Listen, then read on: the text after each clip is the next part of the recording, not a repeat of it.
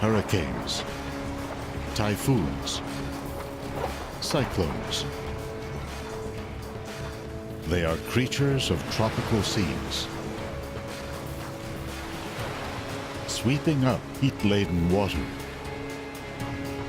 converting it to wind, rain, and waves.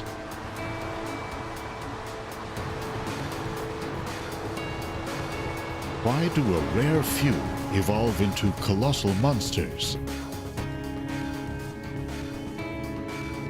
that leave in their wake a trail of destruction, death, and despair?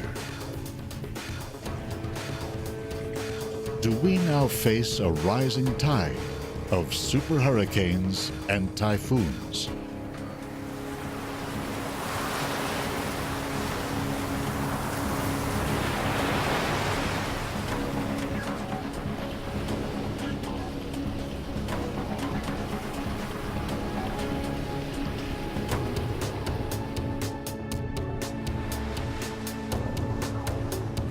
For millennia, we saw the oceans as mysterious wellsprings of nature's power.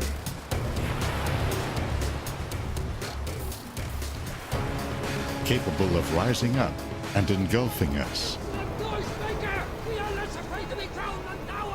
In William Shakespeare's drama, The Tempest, a ship's crew faces a sudden maelstrom, as dramatized in the 2010 Julie Taymor film. Unknown to the crew, the storm was conjured by a would-be ruler turned sorcerer. It's empty and all the devil's here! The story is said to have been inspired by a storm that sent the English flagship Sea Venture onto Bermuda Shoals in the year 1609. It's now one of many shipwrecks that litter tropical sea bottoms.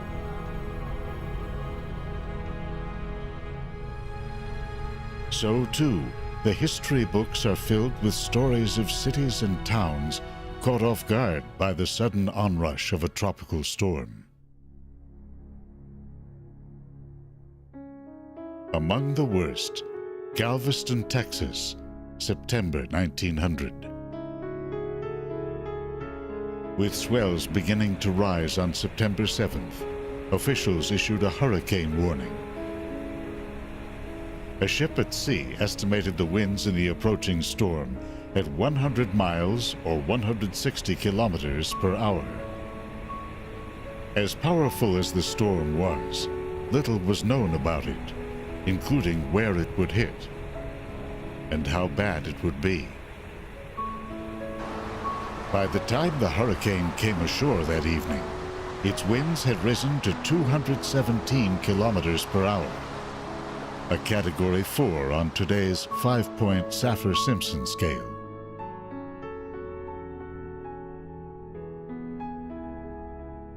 In what is still to this day the deadliest natural disaster in American history, 8,000 lives, 20% of the island's population, were lost.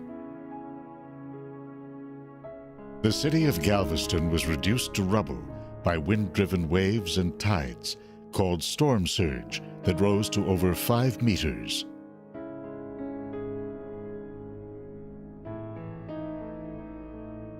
Hurricanes, also called cyclones or typhoons, are giant rotating storms that feed on solar heat captured by tropical oceans.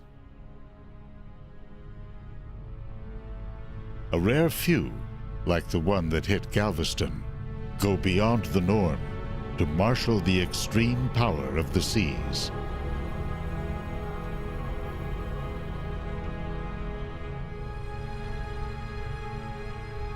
In 1969, weather satellites showed Hurricane Camille bearing down on the Mississippi coast.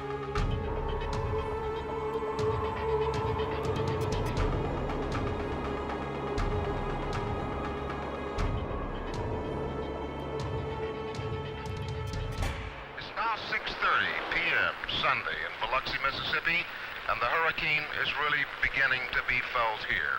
As you can see, the palm trees are blowing, the rain is beginning to increase, and the sea is beginning to churn in the Gulf.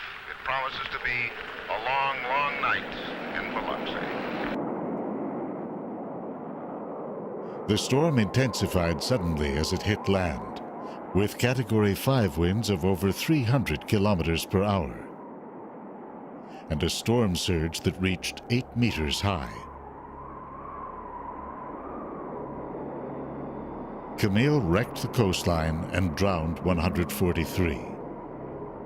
Sweeping inland, it brought floods to the mountains of Virginia that killed another 113.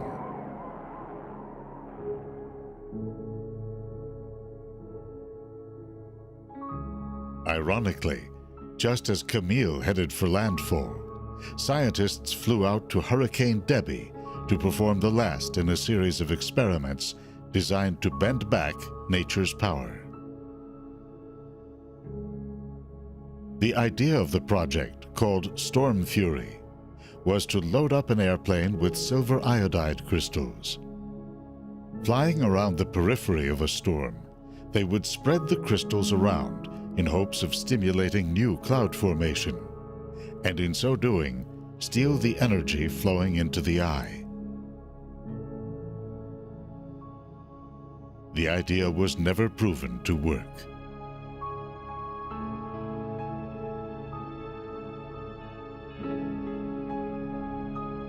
We now see hurricanes, typhoons, and cyclones as the product of climate systems on a much larger scale.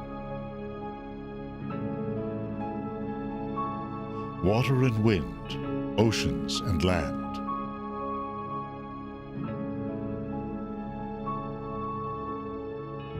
They are fueled by heat from the sun, captured and stored in the upper layer of tropical oceans. The deeper and warmer this upper layer becomes, the stronger and longer lasting a hurricane can be.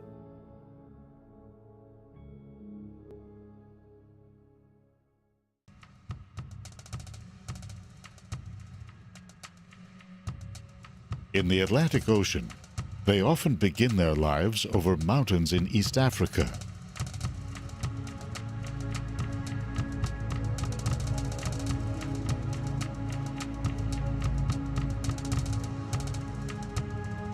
As the wind sweeps over them, an area of low pressure forms.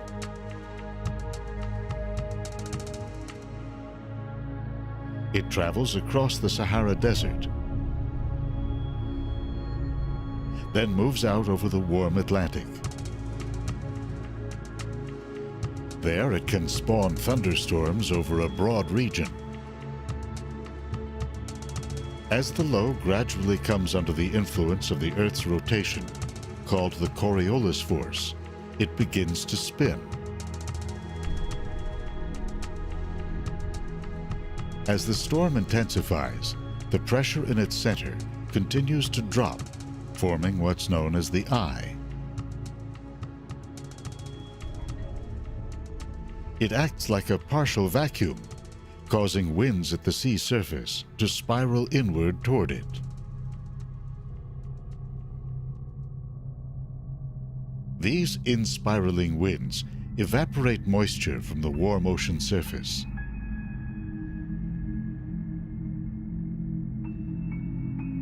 As they near the eye, they veer upward, producing clouds and rain.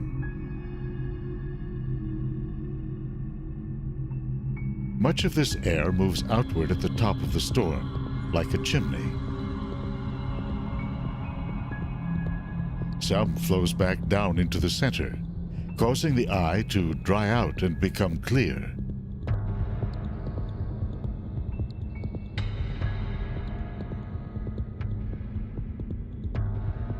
The path a hurricane takes and the intensity it reaches are determined by its interaction with global weather systems and ocean currents. In most cases, they form in vast ocean areas along the equator, pushed along by equatorial wind currents. At higher latitudes to the north and south, eastbound winds circled the globe. Where they converge in the tropics, the flow shifts to the west, forming the trade winds. And a band of precipitation called the Intertropical Convergence Zone. Stretching all around the Earth, this is the breeding ground for countless thunderstorms and larger tropical storms. The moisture they stir up often flows toward the poles, drawn by great spiraling weather systems to the north and south.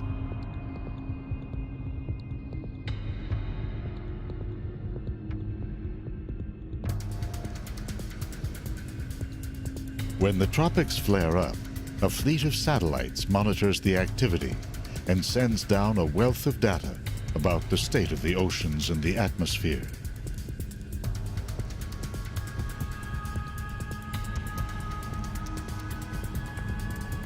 Meteorologists tap into a network of buoys and ship reports to monitor ocean temperatures, wind, and wave heights, on the hunt for conditions that favor hurricane development.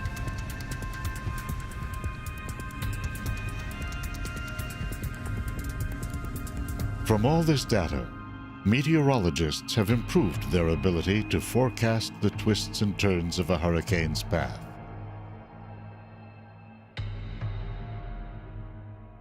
As a result, few are caught by surprise, from shipping companies to coastal businesses, local and state governments, and the public at large. And yet, the challenge of protecting life and property is only getting worse. Lately, scientists have been computing the risks and running the probabilities of a terrible growing conflict between humans and nature. Quite simply, more and more people are moving to coastlines around the world, drawn by a combination of jobs and lifestyle. In the United States, for example, 39% of the population lives in coastal counties. A Columbia University report takes a global look at this trend by identifying major disaster hotspots. Bangladesh, the Philippines, the east coast of China, the east coast of North America,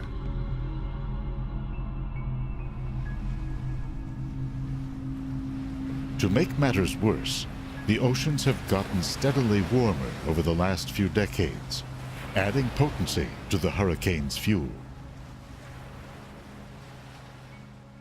Sea levels are expected to rise by as much as a meter by the end of the century, increasing the risks of storm surge. As more people pack the coastlines, man and nature are in the midst of an excruciating head-on collision.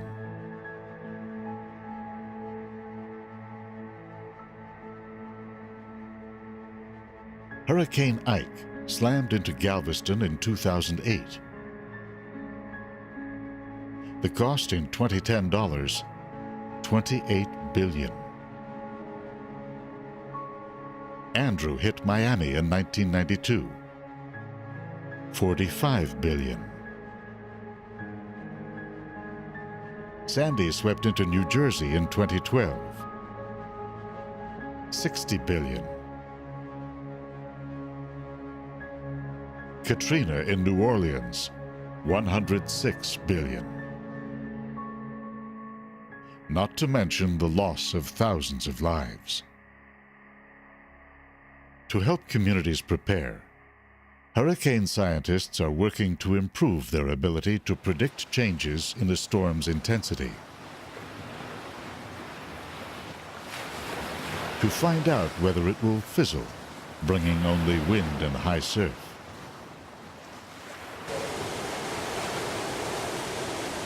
or become a destructive monster.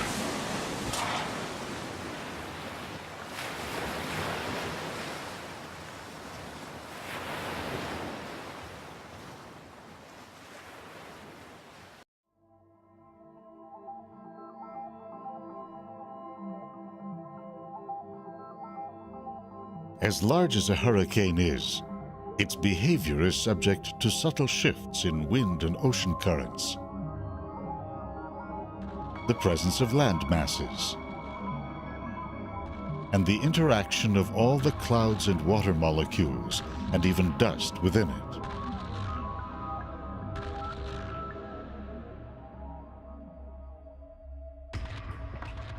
Scientists are zeroing in on a few key diagnostics.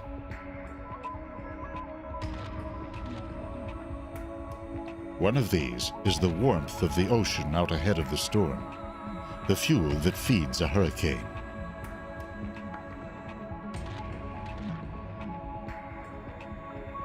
Because hurricanes draw water up from the deep, a warm and thick surface layer is crucial for the storm to reach high intensity.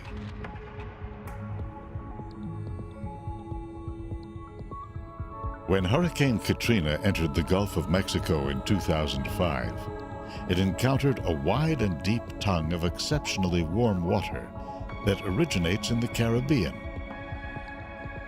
called the Loop Current.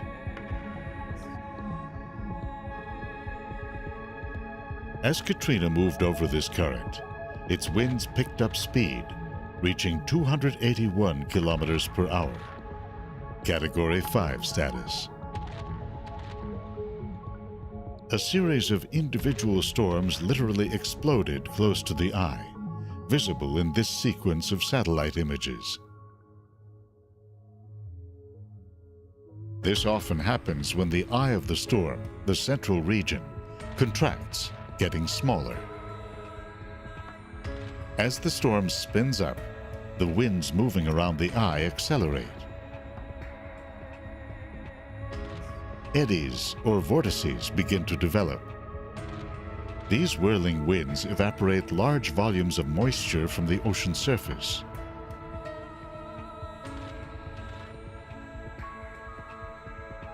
That feeds the clouds and causes them to shoot to high altitudes.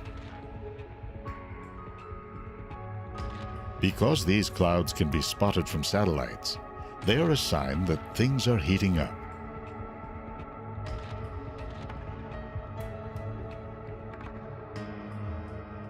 These are photographs of the central, clear eye of Hurricane Katrina, taken by researchers who flew into it.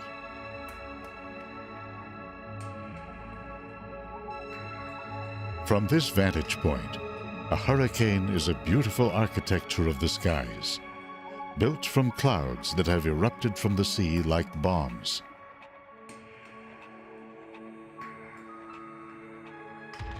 Their rise coincided with a fierce battle that had begun to develop deep within the storm.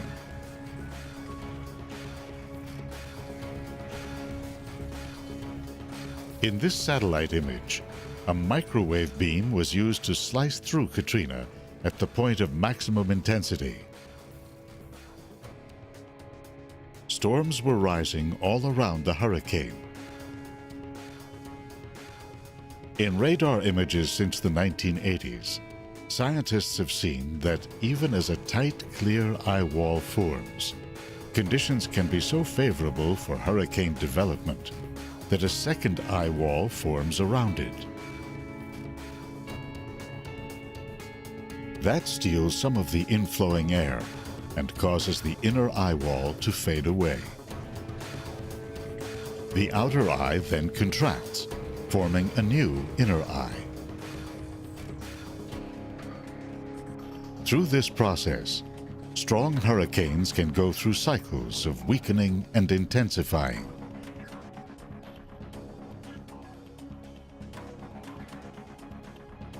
You can see it happening in Katrina as it moved across the Gulf of Mexico. In this radar image, Katrina was rated a Category 5 as winds raced around its relatively small eye. While the central eye wall remained intact, storm development on the periphery began to sap its energy. Entering cooler waters along the coast, it ramped down to a Category 3.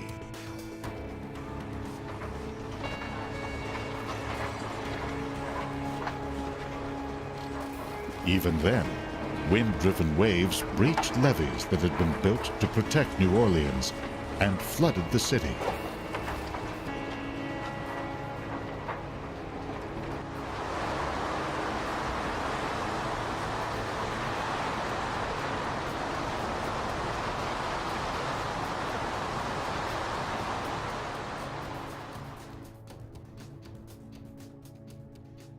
But not all destructive storms fit this mold. Hurricane Sandy was a rare late October storm, rated Category 1 as it moved up the Atlantic seaboard. Forecasters predicted that Sandy would be blocked by a high-pressure system moving across Canada, then drawn to land in New Jersey by a storm moving up from the south.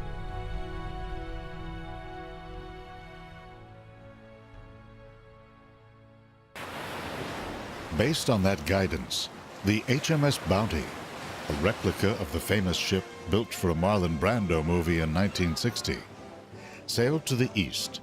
The captain hoped to go around the storm, then to head south.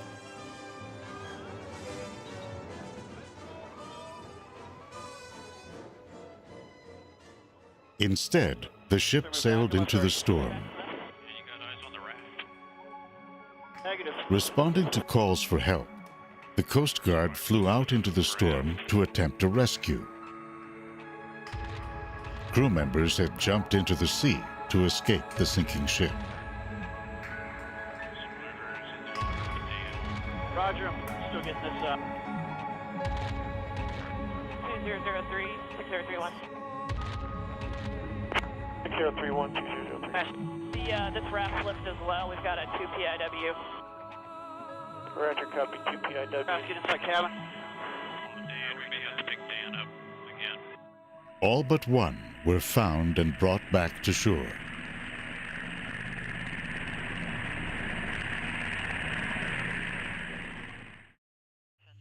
Looks kind of interesting. Okay. 2.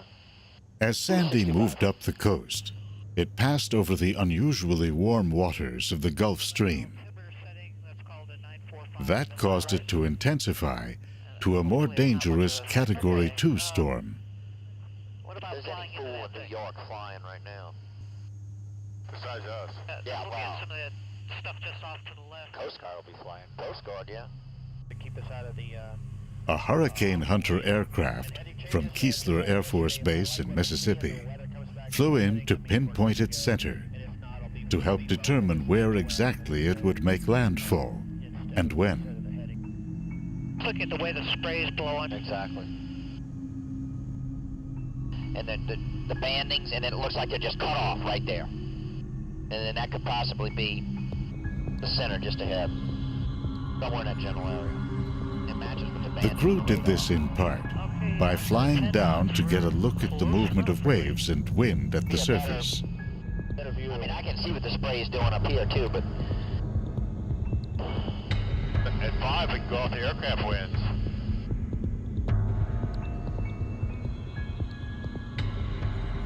We're definitely hunting now.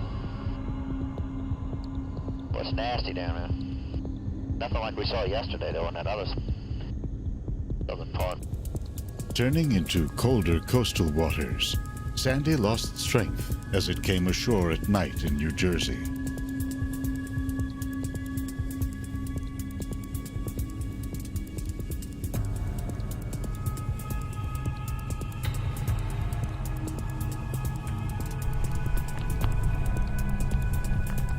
But because it ran ashore at high tide during a full moon, Sandy delivered storm surge levels of about 4 meters, almost as high as Katrina.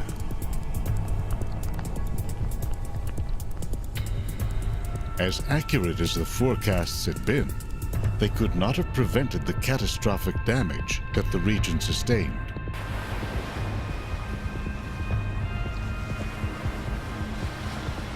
Community and government leaders have since proposed ambitious plans to mitigate the damage from future superstorms. From building on stilts to sealing off subway and train tunnels, and even leveling flood-prone communities.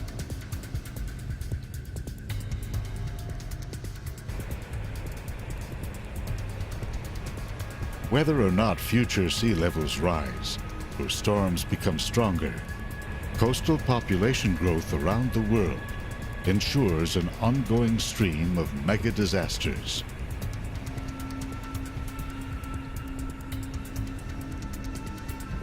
The latest, a typhoon called Haiyan, rose up for all to see in the western Pacific Ocean.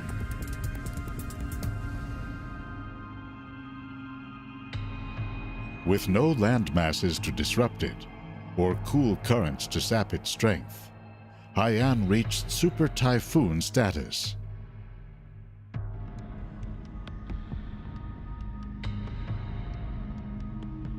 At landfall, surface wind estimates ranged from 200 to 300 kilometers per hour.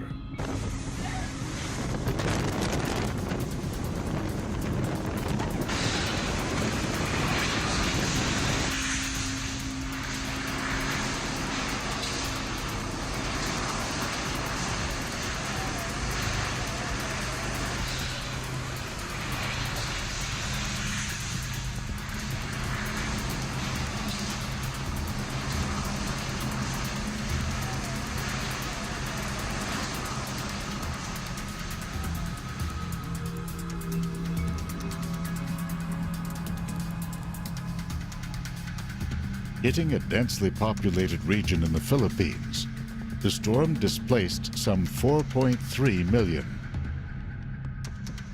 killed at least 6,000,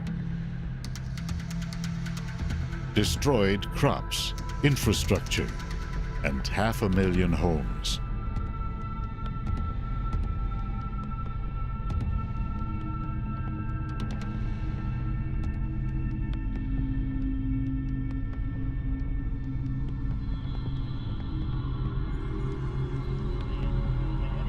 The tools scientists are now using to study and predict the rise and fall of tropical storms are more accurate than ever. Rainfall rates, convective towers, the battle of the eye walls, and more. They are learning how these factors evolve within the context of changing storm environments and a changing global climate.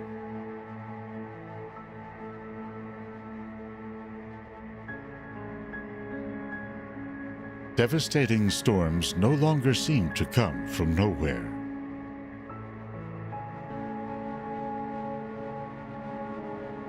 At the same time, when a super hurricane and super typhoon forms, the stakes are steadily rising.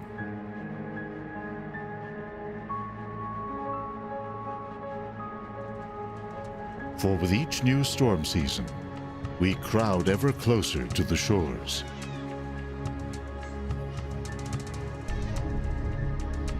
And brace ourselves against the gale winds and rising tides.